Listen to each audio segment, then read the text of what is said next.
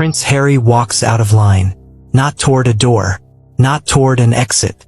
He turns from his designated position inside Windsor Hall, moves past two senior aides who have no time to react, and crosses the ceremonial floor toward a cluster of foreign dignitaries he was never scheduled to address tonight. The room does not erupt. That is what makes this so dangerous. The room freezes. Crystal chandeliers pour warm gold light across a hall filled with diplomats, ceremonial uniforms, and tailored evening dress representing 4 continents. Security personnel are stationed at every corridor entrance, earpieces invisible, eyes moving without appearing to move. Camera lenses track the senior royals. The choreography has been running flawlessly for exactly 43 minutes. And then everything changes in 4 seconds. Prince Harry covers the distance between his position and the diplomatic grouping in deliberate, unhurried strides. His expression is composed. His posture is straight. From across the room, he does not look like a man making an error. He looks like a man making a decision. That distinction, that quiet, visible intentionality, is precisely what sends the first cold wave of alarm through the palace staff observing from the perimeter. A senior aide near the east corridor locks eyes with her colleague stationed at the far wall. No words. The colleague gives a single controlled nod. Both of them understand what they have just witnessed, and neither moves because moving draws cameras, and cameras make it permanent, and permanent means it cannot be quietly managed. An attendant standing nearby grips her silver tray tighter. The champagne glasses vibrate against each other, a sound barely audible beneath the polite conversation still moving through the room. The dignitaries Prince Harry approaches smile. They do not know what is happening around them. They see a prince extending a gesture of warmth. The aides see a protocol breach spreading through the evening like a crack in fine porcelain. Prince Harry speaks, briefly, warmly, with the ease of someone who has spent his entire life inside rooms exactly like this one. And that ease in this moment is its own kind of statement. He is not performing crisis. He is performing comfort. His comfort, in a space that has just lost its structural certainty, is the most unsettling thing in the room. The frozen smiles hold. The chandeliers keep burning. The cameras keep moving. But every aide in Windsor Hall is already counting the cost. What frightened the palace wasn't what Prince Harry said that night. It was why he chose that exact moment to say it. To understand what just happened in Windsor Hall, you have to understand something most people outside these walls never fully grasp. Protocol is not about control. A former royal communications secretary, speaking years after leaving the institution, once explained it this way. She described the monarchy not as a family trying to appear perfect, but as symbolic machinery that a nation runs on. Every step is rehearsed, she said, because the public is not watching a person. They are watching a symbol, and symbols cannot afford to be ambiguous. Every camera angle at a royal event is planned in advance. Every seating arrangement carries diplomatic meaning that extends far beyond aesthetics. The position of a chair, the order of an introduction, the precise moment at which a senior royal acknowledges a guest, all of it communicates something. To governments, to allies, to the public. The message must be clean and consistent, because the moment it becomes confused, the institution loses the one thing that sustains it across centuries of political change: predictability. Behind every polished public event is a group of people who have not slept properly in several days. Young assistants who have rehearsed emergency protocols nobody hopes to use. Communications officers who have wargamed every possible public reaction to every possible deviation from the plan. These are not glamorous jobs. They are exhausting, invisible, pressure-saturated roles held by people who succeed precisely by remaining unseen. Prince Harry's break in the ceremonial order has not simply inconvenienced them. It has activated every contingency protocol they hoped would stay dormant tonight. And here is the thing that makes this moment emotionally complicated rather than simply scandalous. Prince Harry is not behaving like a man who lost control. He is behaving like a man who decided, long before tonight, that a certain kind of silence had gone on long enough. That distinction will define everything that follows. Because institutions do not respond to emotion, they respond to deviation. And tonight, Prince Harry gave them both. Sometimes people think rules exist to control emotion. But in systems built entirely on symbolism, rules exist because emotions can spread chaos faster than truth. But while the public debates Prince Harry's courage in the coming days, something colder is already unfolding upstairs. The lights in the palace communications office do not go off that night. By midnight, the footage has been reviewed 11 times. Each viewing is clinical, paused at the exact moment Prince Harry departs his designated position, rewound, studied frame by frame for what can be managed, what can be contextualized, and what cannot be explained away regardless of the framing applied to it. The senior communications officer seated at the head of the table has not removed her jacket. She has not touched the tea someone placed beside her an hour ago. This is what institutional crisis management looks like from the inside. Not dramatic, not loud, exhausting. 3 young assistants work in silence at a secondary table near the window, cross-referencing protocol documentation against video timestamps, building a minute-by-minute account of the evening that may eventually need to accompany an internal recommendation. One of them, a woman who has been in her role for less than 8 months, excuses herself quietly and does not return for 12 minutes. When she does, her eyes carry the particular careful blankness of someone who has just cried in a bathroom and decided nobody needs to know. She is not crying because she is weak. She is crying because she genuinely believed tonight would go smoothly, and it did not. And she is 26 years old and carrying institutional weight that was never supposed to land on someone her age. Security coordinators move through the corridor outside with tight expressions, concerned less about public exposure than about internal leaks. Every person in this building tonight is a potential source. Trust in this environment is a resource that gets spent in emergencies and only slowly replenished.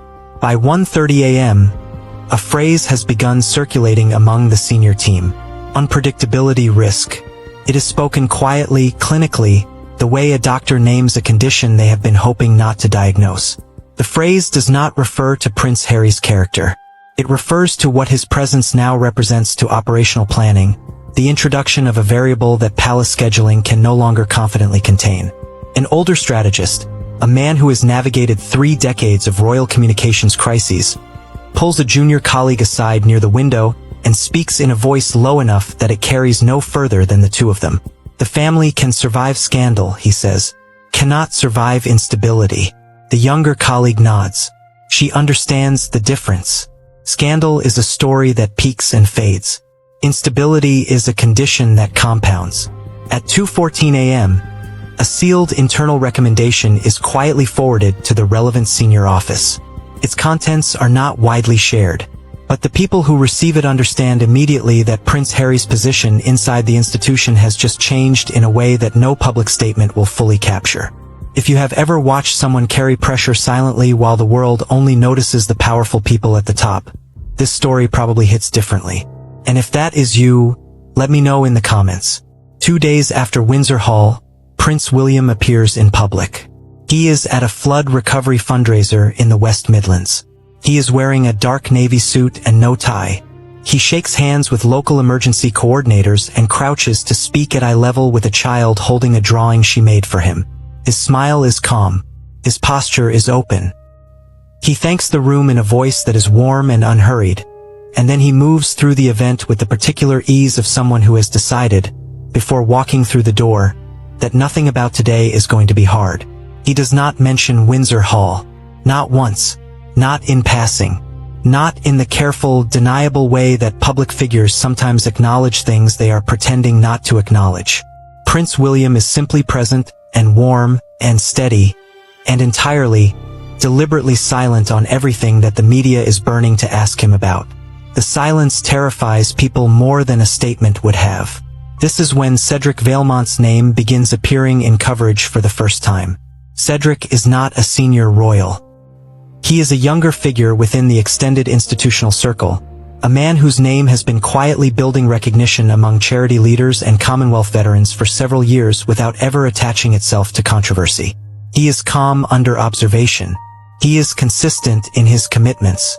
He does not generate unpredictability risk. Analysts begin drawing comparisons they are careful not to make too explicitly. On one side, emotional authenticity, personal complexity, a history of visible tension with the institution. On the other, Disciplined continuity, operational reliability, the particular kind of trustworthiness that comes from never making headlines for the wrong reasons. This is how replacements begin. Not with announcements, not with confrontations, with a gradual, quiet redistribution of institutional attention. Prince William's restraint becomes its own kind of message. The public expected conflict. Prince William gave them composure. And in the space between what the public expected and what they received, the media begins filling in the narrative themselves. And the narrative they are building does not center on Prince Harry's courage. The most dangerous people in powerful systems are often the ones who never lose emotional control publicly. Then reporters notice something strange hidden inside the next Commonwealth seating chart. The seating chart is released on a Thursday morning, attached to the official advance documentation for an upcoming Commonwealth Advisory Summit. It is a routine document, a logistics file, the kind of thing that palace press officers distribute without ceremony because it contains nothing that should generate ceremony. Except Prince Harry's advisory placement is gone. Not relocated, not adjusted, gone. The slot he has occupied in Commonwealth consultation structures for the past 2 years, a position that carried no formal title but carried significant symbolic weight as a signal of ongoing institutional inclusion, is simply absent from the new arrangement. No explanation accompanies the document. No press release. No spokesperson quote. The palace offers nothing. Analysts are the first to notice. By mid-morning, the phrase symbolic distancing is appearing in briefings sent to editorial teams across 3 major outlets. By afternoon, it is in headlines. By evening, it has crossed into the kind of coverage that younger audiences on social media encounter not as political analysis but as something closer to emotional news, the story of a person being quietly erased from a room they were still standing in. Harry's supporters feel it as betrayal. Not the institutional kind, which is cold and abstract, but the personal kind. The kind you feel when someone you cared about stops including you in plans without telling you why, and you have to learn it from a public document rather than a conversation. That specific hurt, the hurt of being removed without being spoken to, resonates far beyond royal coverage. It reaches people who have never thought twice about Commonwealth advisory structures. It reaches people who have felt that exact erasure in their own lives, in workplaces and families and friendships, and who recognize immediately the particular cruelty of being managed out rather than confronted directly. Here is what the analysts understand that the public is only beginning to feel. Institutions do not remove authority by force. They remove it by removing visibility first. You stop being included. Then you stop being consulted. Then you stop being referenced.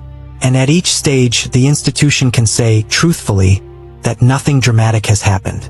Nothing dramatic has happened. But Prince Harry still believes that one private conversation can repair everything. Prince Harry waits. This is perhaps the part of the story that is hardest to hold. Not the spectacle of Windsor Hall, not the institutional machinery moving in the background, but this, a man who still believes that a direct human conversation can untangle what has become institutional. He waits for outreach, not publicly, not through representatives or formal channels. He waits for the kind of contact that happens between people who share a history and a family and a complicated love, the kind of contact that does not require scheduling or protocol review, that would simply be a voice on the other end of a phone saying, "We need to talk." The days pass. No meeting is arranged. No quiet family intervention occurs. No one appears at a side door with an informal invitation to clear the air. The institution responds as it always responds, not with emotion but with administration. Documents are adjusted. Seating arrangements are revised. Internal recommendations are implemented. And the human being at the center of all of it waits in the particular silence of someone who has made a move they cannot take back and is now learning slowly that the response they hoped for and the response that is coming are two entirely different things. Flashback to an earlier fracture, years before Windsor Hall, before Meghan, before the formal stepping back from senior royal duties. A pattern that insiders close to the family have described carefully and always off the record. Prince Harry expressing something at volume. The institution absorbing it quietly. The gulf between them not closing but deepening, inch by invisible inch, in the space between what was said and what was heard. He is not wrong to believe that honesty should produce honesty in return. He is not wrong to think that breaking protocol should force a human conversation rather than an administrative response. These are not unreasonable things to believe. They are, in fact, the things most people believe because most people live in systems where emotion and institution are not entirely separate. But the monarchy is not most systems. Some people become louder not because they crave attention. They become louder because silence has been hurting them for years, and they have run out of quieter ways to be heard. If you have ever tried to fix emotional distance only to accidentally make things worse, you already understand this story better than most people watching. Then the palace makes a decision that changes how insiders view Prince Harry forever. Cedric Valmont does not seek the spotlight. That is perhaps the first thing to understand about why it finds him. In the weeks following Windsor Hall, as media attention around the royal family intensifies and the institution moves into its careful, deliberate process of managing what cannot be managed away, Cedric moves quietly in the opposite direction. Into more rooms, more commitments, more of the sustained, unglamorous charitable work that does not generate headlines but does generate trust. Veterans notice him first. Men and women from military and service backgrounds who have spent careers learning to distinguish between people who show up because they care and people who show up because they are scheduled. Cedric shows up consistently. He follows up. He remembers names and returns to places he does not need to return to, and the people in those places begin speaking about him the way people speak about figures they have decided to believe in. Charity leaders follow. Then Commonwealth liaison officers. Then, quietly and without announcement, palace insiders. The institution is experiencing what strategists call the exhaustion effect. Years of emotional complexity, of managing unpredictability risk, of calibrating every public event around the possibility of deviation. All of it has produced a weariness at the operational level that nobody will say out loud but everybody is feeling. What the institution wants, more than prestige, more than narrative, more than any individual star power, is reliability. Cedric Valmont is reliable.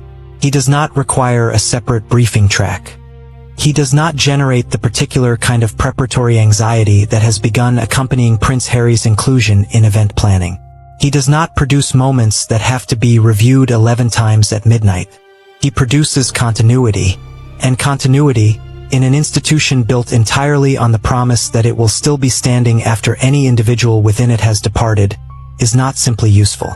It is, in the coldest institutional sense, everything. Prince Harry thought the danger was public criticism. But the real threat was becoming operationally unnecessary. The palace does not pause. This is the thing that nobody fully prepares for when they imagine what institutional consequence looks like. There is no dramatic moment of reckoning, no confrontation, no formal ceremony of removal. The ceremonies that were scheduled continue to take place on their scheduled dates. The diplomatic engagements proceed. The charitable foundations release their quarterly updates. The public appearances happen and are photographed and are covered and generate the particular kind of warm, managed, symbol-rich coverage that the institution has been producing for centuries. Life inside the palace machine continues at exactly the pace it was always going to continue. And Prince Harry is increasingly absent from the center of it. Not banished, not publicly condemned, simply no longer positioned where he once was positioned. The adjustment is so gradual and so structurally embedded that it is almost impossible to point to a single moment and say, "There, that is when it changed." The change is not a moment. It is a direction. And the direction has been set. Senior staff who interacted with Prince Harry regularly begin interacting with him through intermediaries rather than directly. Invitations to informal briefings, the kind that do not appear on official schedules but that mark the difference between someone who is inside the inner circle and someone who is adjacent to it, begin arriving less frequently than not at all. The public does not see any of this. The public sees the polished exterior of an institution performing continuity beautifully. And over time the public begins, almost without realizing it, to adjust. The expectation of Prince Harry's presence at certain events fades not because it has been formally removed, but because it has simply stopped being reinforced. Memory, like institutions, runs on repetition. The coldest thing a powerful institution can do is not destroy someone loudly. It is continue functioning quietly without them, and trust that the world will eventually follow its lead and do the same. The machine moves forward. And then comes the moment when Prince Harry finally realizes the distance is no longer temporary. It does not arrive as a single revelation. It arrives in accumulation, in the small physical details that a person absorbs before their mind fully processes what they are absorbing. The way a room settles differently when Prince Harry enters it now. Not hostile. Hostile would be readable, manageable. This is more subtle and more final. It is the particular quality of professional warmth that has replaced the earlier ease. Polite where it was once natural, careful where it was once relaxed. Staff interactions carry a new formality that was not there before Windsor Hall. Not unkind, not dismissive, simply calibrated. The people Prince Harry has worked alongside for years are not treating him badly. They are treating him correctly. And correct is a different temperature than familiar, and Prince Harry is beginning to feel the difference in every room he walks into. The invitations that do arrive are different in category. The ones that have quietly stopped arriving carried a particular institutional meaning. They were the invitations that said you are still inside the architecture of this place, still part of how it thinks about itself. The invitations that remain are ceremonial, formal. They say you are welcome at the table. They do not say you are part of deciding what happens at it. Public sympathy remains significant. The coverage of Prince Harry continues to carry emotional weight that many other public figures would envy. People who follow him closely still respond to him with genuine warmth and fierce loyalty. He has not lost the public, but he is learning, slowly and painfully, that public love and institutional relevance are not the same thing. That a person can be widely admired and operationally peripheral at the same time, and that the institution does not make decisions based on public feeling. It makes decisions based on structural need. Both sides have lost something real in this. The institution has lost a figure of genuine complexity. Someone who could reach audiences that formal royal machinery never reaches, who carries an authenticity that no amount of communication strategy can manufacture. And Prince Harry has lost a sense of belonging that he perhaps never fully articulated, even to himself, until it began to disappear. If this story made you rethink how power works behind polished public images, subscribe, because the most important battles in life happen in silence, long before the public notices. But despite everything, one final private gesture proves the relationship is not completely dead. It is not a phone call. It is not a meeting. Not a statement, not a formal gesture of any kind that would require anyone to acknowledge it officially or record it in any institutional document. It is quieter than all of those things and more human than any of them. Prince William sends something privately. The details of what exactly are not known beyond a very small number of people. But those who are aware of it describe it the same way, as a gesture that does not offer forgiveness, because forgiveness implies a verdict on who was wrong, and Prince William has not arrived at a verdict. It does not offer reunion, because reunion would require both of them to be willing to re-enter a shared space that neither is ready to inhabit again in the way they once did. What it offers is simpler and harder than either of those things. It offers acknowledgement, a recognition person to person, brother to brother, beneath all the institution and all the protocol and all the years of managed distance, that something real exists between them that the machinery of the monarchy cannot entirely reach or entirely erase. Prince Harry receives it. He understands what it is and what it is not. He has spent enough of his life inside this institution to read the precise language of its silences. And what this silence says to him is, you are not forgotten. You are not forgiven in the institutional sense. You are not coming back to where you were. But you are not nothing to me either. It is not enough to repair what has broken. It is enough to know the relationship still carries a heartbeat. The palace corridor is empty now. Staff move through it quietly, removing the last of the crystal glassware from a reception that ended hours ago. The chandeliers are dimmed. The diplomatic cars have departed. The cameras are gone. The event that will be analyzed and referenced and written about for months to come has produced its official record, and the official record says nothing about what actually happened between the people at the center of it. The monarchy continues. The distance remains. And somewhere between Windsor Hall and that private gesture, two brothers who were raised to be symbols remembered briefly that they are also people. The tragedy was not that protocol broke that night.